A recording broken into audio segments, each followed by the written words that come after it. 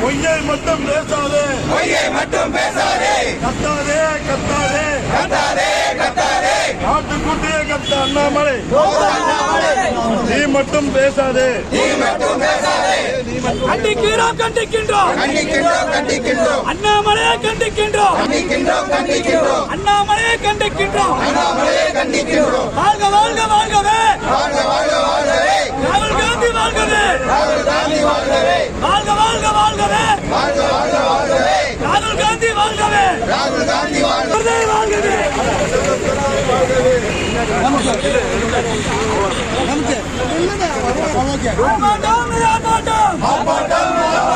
காங்கிரஸ் கட்சியின் ஆர்ப்பாட்டம், கண்டிக்கின்றோம் அண்ணாமலையை கண்டிக்கின்றோம்.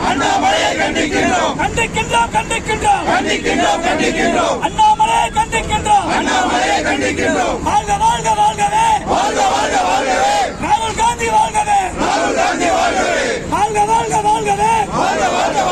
மனித உரிமைத்துறையின் சார்பாகவும் எங்களது மாநில தலைவர் பெருந்தகையார் செல்வ பெருந்தகை அவர்களை பாஜக மாநில தலைவர் திரு அண்ணாமலை அவதூறாக பேசி அவரை கொச்சையாக ரவுடி என்று விமர்சித்து பேட்டியின் வாயிலாக தெரிவித்திருந்தார். ஆகவே அதை கண்டிக்கும் விதமாக தமிழ்நாடு காங்கிரஸ் மனித உரிமைத்துறையின் மாநில செயலாளர் என்ற முறையில் மாநில பொதுச் செயலாளர் அன்பு தலைவர் சரவணகுமார் அவர்களும் கலந்து இந்த கண்டன ஆர்ப்பாட்டத்தை நடத்தினோம்.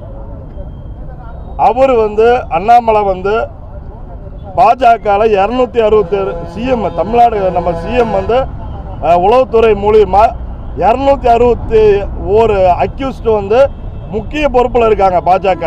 சரிங்களா, 977 வழக்குகள் இருக்கு. மோடி அமித்ஷா இடையறுப்பான போக்சோ கேஸ போய் அவருக்கு பதில் சொல்லுங்க. சரிங்களா, இப்படி ஐபிஎஸ் படிச்சுட்டு அறிவில்லாம திரிகிற அண்ணாமலைக்கு 1ஆவதுலேருந்து படிக்கிறதுக்கு தமிழ்நாடு காங்கிரஸ் கமிட்டி செலவு ஏற்றுக்கும். அவர் படிக்க தயாராக இருந்தால் 1ஆவதுலேருந்து படிக்கிறதுக்கு தமிழ்நாடு காங்கிரஸ் கமிட்டி செலவு எடுத்துக்கோங்கிறது இந்த பேட்டின் வாயிலாக சொல்கிறோம்.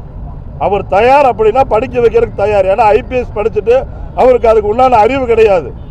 யார்கிட்ட எப்படி பேசணும், இந்த விளம்பரத்துக்காக பேசுறது. சரிங்களா, காங்கிரஸ் ஒரு சுதந்திர போராட்ட கட்சி. அதில் பல தியாகிகள் தான் இருந்திருக்கும்.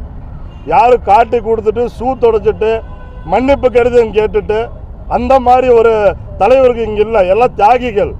சரிங்களா, அதனால அவர் வாயை இதோடு அடக்கி கொள்ளணும். மன்னிப்பு கேட்க வேண்டும், பகிரங்க மன்னிப்பு கேட்க வேண்டும். இல்லாட்டி தமிழ்நாடு காங்கிரஸ் கமிட்டி கேட்க வைக்கும்.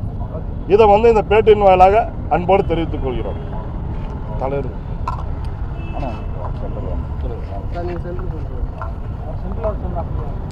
எங்கள் மரியாதைக்குரிய மாநில தலைவர் அண்ணன் செல்வ பெருந்தகை அவர்களை பாரதிய ஜனதா கட்சியினுடைய தலைவர் அண்ணாமலை அவர்கள் அவதூறாக பேசியது மிகவும் வன்மையாக கண்டிக்கத்தக்கது.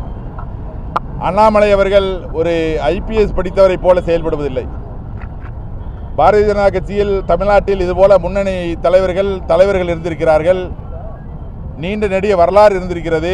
அவர்களெல்லாம் பேச்சு இதுபோல ஒரு தலைவர்களை பேசும்போது எதை பேச வேண்டும், எதை பேசக்கூடாது, எதை மட்டும் தெரிந்து பேச வேண்டும், எவ்வாறு பேச வேண்டும் என்று அறிந்து பேசுகிறார்கள்.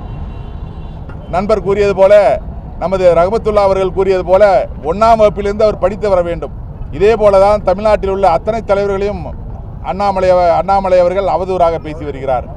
எங்கள் தலைவர் செல்வ பெருந்தகை அவர்கள் கடினமான உழைப்பாளி.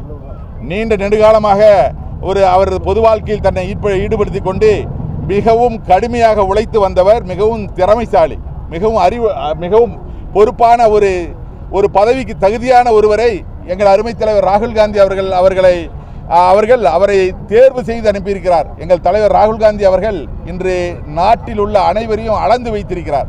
அதே போல இவர்களுடைய தலைவர் மோடி அவர்களையும் அளந்து வைத்திருக்கிறார். அதை நாம் பாராளுமன்றத்தில் கண்கூட பார்த்தோம்.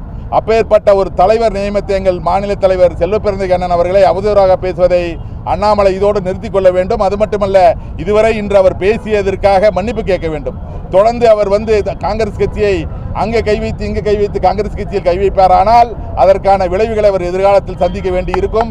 அண்ணாமலை அவர்கள் அவருடைய தகுதிக்கு தகுந்தாற் போல் பேச கற்றுக்கொள்ள வேண்டும் என்று நான் இறுதியாக கூறிக்கொள்கிறேன். கண்டிக்கிறோம், அண்ணாமலையை கண்டிக்கின்றோம்.